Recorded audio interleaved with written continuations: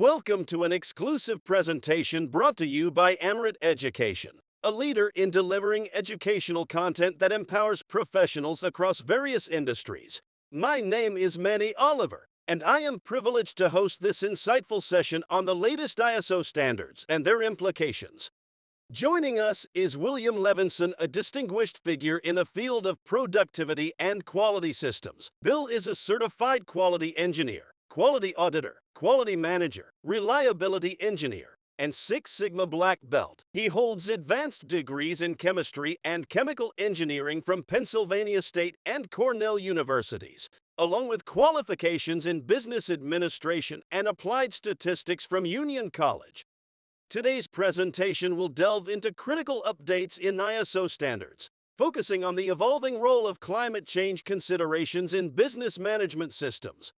Get ready to gain valuable perspectives that could transform your approach to compliance and operational efficiency. Without further ado, let's welcome Bill Levinson. This is Bill Levinson with Levinson Productivity Systems.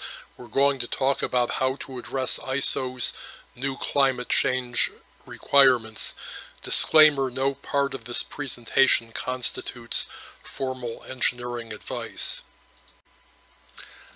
The International Accreditation Forum and ISO have published a joint communique to require organizations to consider climate change in the context of risks and opportunities relevant to the management system.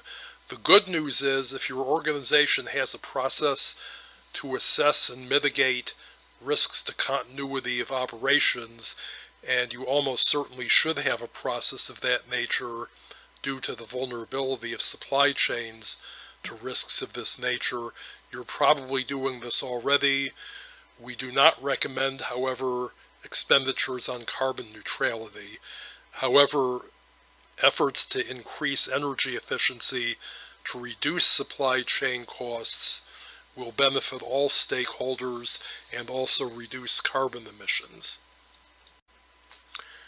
The key learning objectives for this presentation: know that the ISO standards, and I'm going to list some of them, have been amended to include climate-related issues.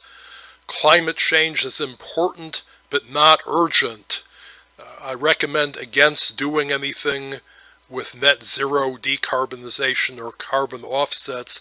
On the other hand, removal of energy waste from the supply chain increases profitability and reduces carbon emissions. Also know that climate-related events can be risks to continuity of operations, and these should indeed be considered as part of the management system. I'm going to go over the new requirements. Amendments to ISO standards require organizations to determine whether climate change is relevant to their management systems, and also that relevant interested parties may have requirements related to climate change. These amendments fortunately do not require decarbonization or net zero goals. DNV, and that's a well-known ISO certification body, adds that the climate-related requirements apply to all Type A ISO management system standards, including some very important familiar ones: ISO 9001 for quality management systems, ISO 14001, ISO 45001, ISO 50001, and that's important because that's for energy management systems, and we can use that to reduce energy waste and, incidentally, carbon emissions. Addition to Clause 4.1 with regard to the organization and its context: the organization shall, and that's mandatory, shall is mandatory, determine whether climate change is a relevant issue. Addition to Clause 4.2 with regard to relevant interested parties: relevant interested parties can have requirements related to climate change. We might be tempted to say the organization has determined that climate change is not relevant. The way it's written, we're allowed to do that. However, if climate-driven weather events can affect continuity of operations, it is in fact relevant. IATF 16949 is the automotive standard, but a lot of its content is useful to organizations even not in the automotive industry, and they have a clause for contingency plans that require attention to force majeure. That means events beyond anybody's control. Acts of God is another term for it. Events that may disrupt supply chains, and these can include events related to climate change. The new requirements, fortunately, do not require decarbonization or efforts to fight climate change, or indeed anything other than consideration of climate change in the context of the management system. And we're taking the position here that climate change is important because it does create genuine supply chain risks. It's not urgent because the cost of fighting it is likely to exceed the benefits. Important but not urgent is from the Eisenhower priority matrix. Important means we can't ignore it. It is real, and it's a risk or opportunity depending on the context. It's not urgent because throwing trillions of dollars at it to limit warming to a certain amount is likely to be worse than futile. By worse than futile means we spend our money on this and still have the climate change.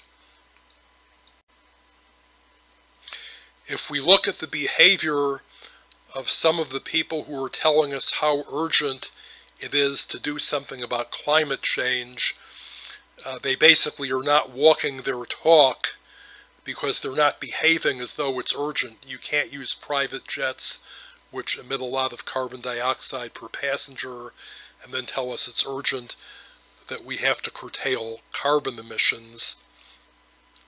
The references for these, by the way, are given in the PDF handout that goes with this presentation. You can probably find the articles, though, by looking up the titles. Sustainability has three legs: societal, environmental, and economic.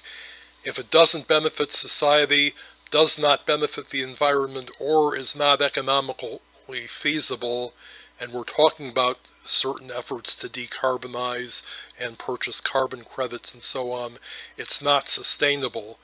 When sustainability is done properly, it promotes bottom line performance because avoidance of waste or repurposing of waste contributes to the bottom line. The next talking point is whether we can really stop climate change, and this is to use for supply chain partners who ask for carbon neutrality, decarbonization, or similar agendas. In other words, if they have requirements related to climate change. There's an old story about a king named Canute, C-A-N-U-T-E, whose retainers believed he was all-powerful and everything, including nature, would obey his command. He summoned them to the shore and commanded the sea that the tide was not to come in, and of course that didn't work, and they soon realized that no, the king cannot command that the tide not come in, and this lesson carries over into trying to stop climate change. The takeaway is that no amount of Paris agreements, London declarations, UN resolutions, or any other legislation or amendments to the Constitution can stop the climate from doing whatever it wants. Now, this doesn't mean that carbon dioxide and methane are not greenhouse gases, but rather that urgency to the extent of throwing trillions of dollars at the problem is unlikely to do very much, and I don't believe that's a responsible use of supply chain resources. That comes out of the pockets of customers, employees, investors, and other stakeholders. The takeaway so far is that climate change is a fact of nature, and nature is going to do whatever it wants, regardless of how many climate agreements that governments might make. By the way, we had ice ages, and there was also a time when a good part of North America was underwater. The latter was in the time of the dinosaurs, but that emphasizes the lesson that nature is going to do whatever it wants. It doesn't mean it's unimportant or should be ignored. The next section will cover the fact that actions to reduce energy waste are profitable and also reduce carbon emissions. If we want to paraphrase Benjamin Franklin, a kilowatt hour saved is money earned, and what this means is money not spent on wasted energy flows directly to the bottom line. It can be shared with customers in the form of lower prices, workers as higher wages, and investors as higher profits. And Franklin wrote of this principle, save and have, so we can carry this principle over into reduction of energy waste. Talking points for supply chain partners.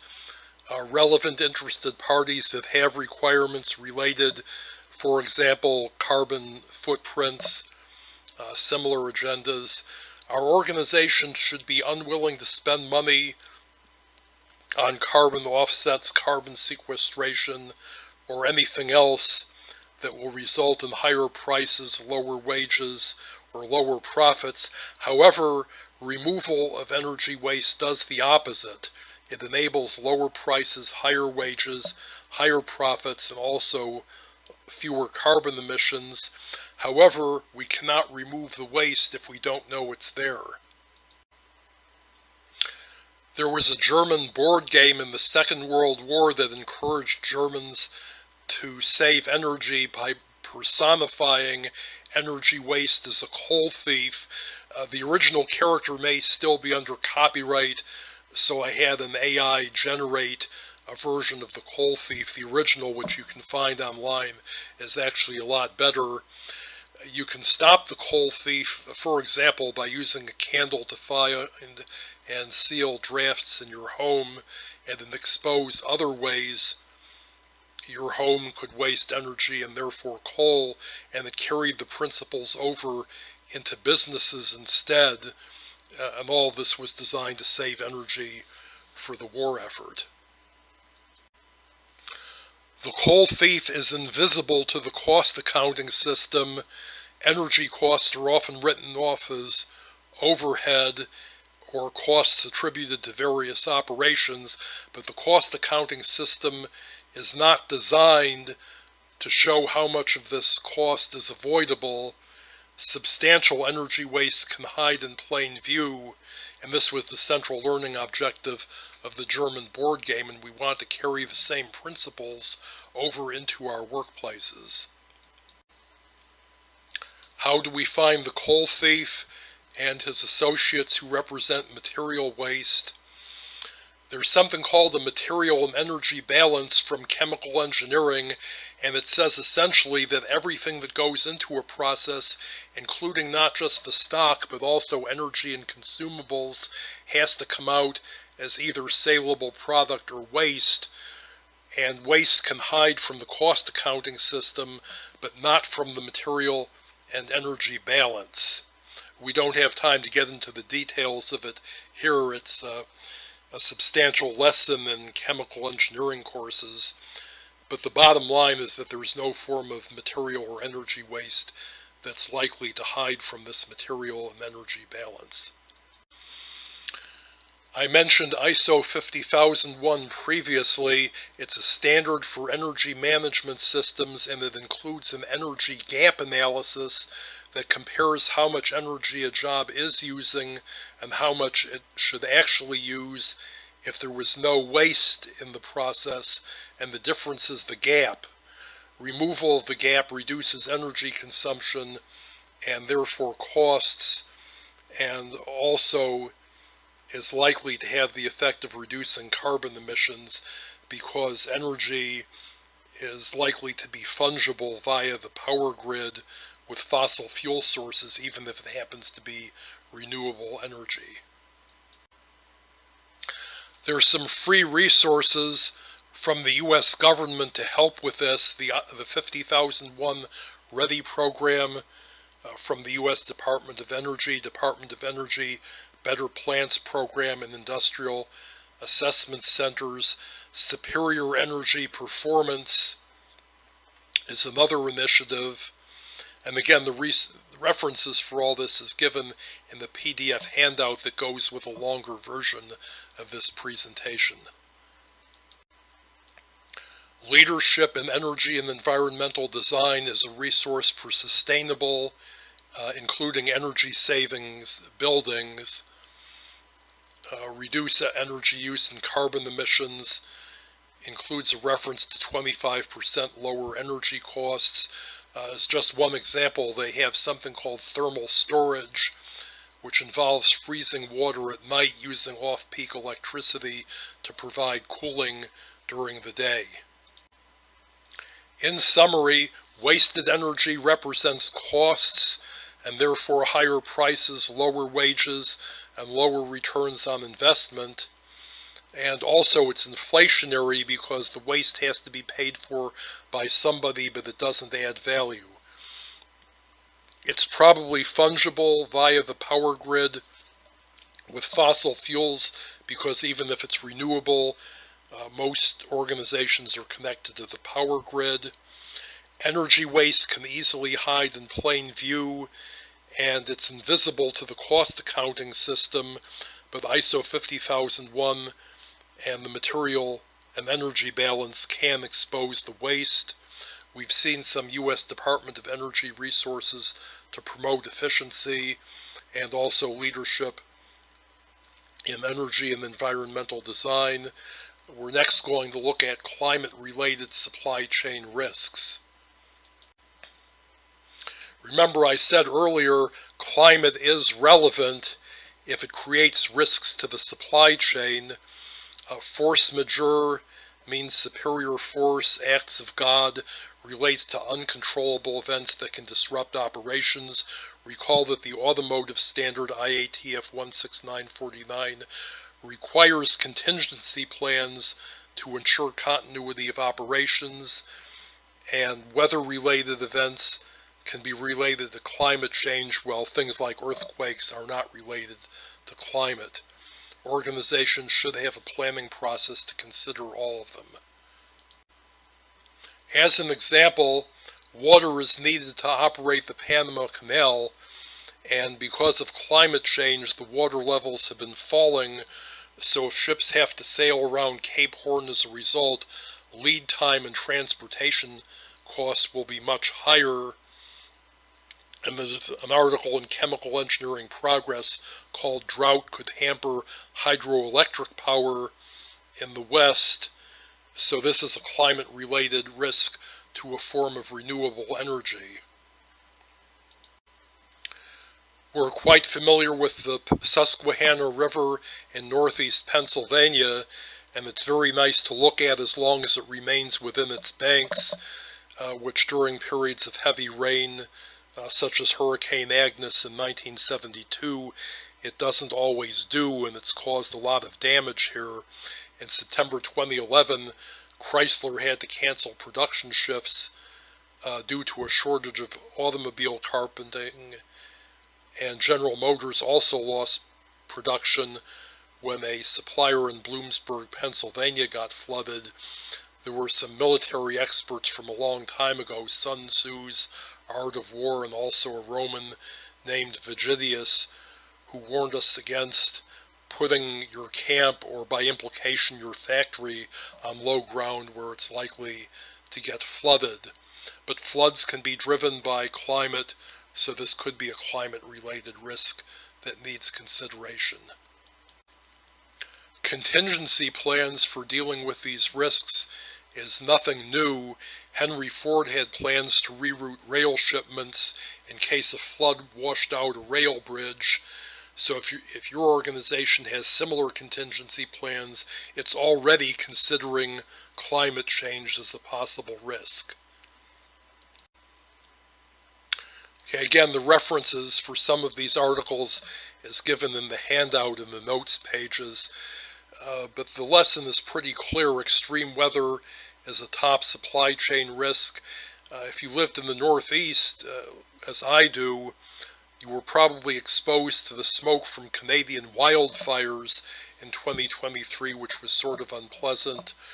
We also normally think of typhoons as bad, but Taiwan apparently needs them to refill reservoirs, and if they don't get enough water, they can't run their semiconductor plants and do agriculture at the same time. So again, if we have contingency plans in place to address these risks, we're already addressing the new requirement for consideration of climate change.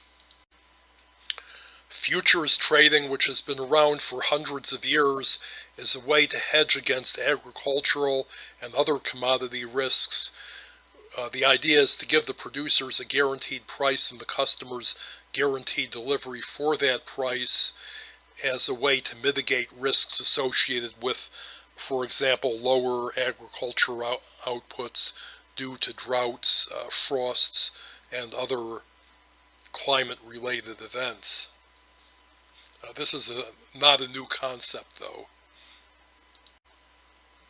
In summary, remember the automotive standard IATF 16949, which has requirements beyond those of ISO 9001, is extremely useful and worthy of study, even if you're not in automotive, and they have a clause that requires contingency plans to ensure continuity of operations.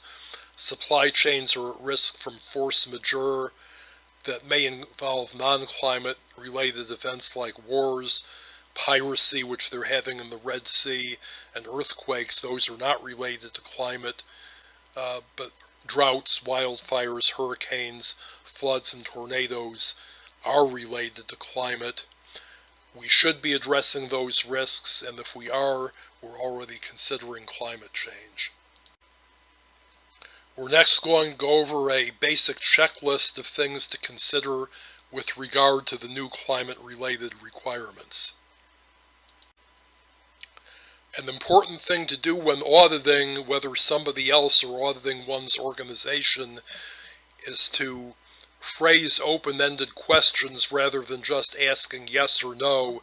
For example, is climate change relevant to our management system? People might be tempted to answer no just to be rid of the issue. Ask instead, how do climate-driven events create risks to our supply chain and continuity of operation? And then only if nobody can come up with anything can we say climate change is really not relevant. What are our contingency plans to handle force majeure incidents? And we've already gone over what force majeure is. For example, what happens if something, whether climate related or not climate related, idles one of our suppliers, like that flood of the Susquehanna River that put an automotive supplier out of business for some time? What do we do? How do we keep operating if that happens to us? Remember, Henry Ford had plans in place to reroute freight trains even if a flood washed out a bridge. Other people have used future trading to manage risks related to commodities. What are our relevant interested parties' requirements related to climate change? Remember the amendment to 4.2, needs and expectations of relevant interested parties, raises that question. We should, however, question seriously whether we're obliged to deploy these requirements, such as carbon offsets or carbon neutrality, to the economic detriment of our supply chain. Ask, what is the cost of meeting these requirements? Can this cost be passed on to the customers who have those requirements so as not to take money away from the supply chain? What is our process for identification and removal of energy waste from our supply chain? Remember, energy waste takes away from profit, takes away from wages, adds to prices, and also results in unnecessary carbon emissions if the energy is fungible with fossil fuels through the power grid. Remember, ISO 50001 provides good guidance, also the material and energy balance. How do we apply leadership in energy and environmental design? If applicable, how do we keep abreast of new developments in renewable energy? Remember, these are open-ended questions as opposed to yes-no responses. We want to know how we're doing these things. How do we reuse, recycle, or repurpose material waste from our operations?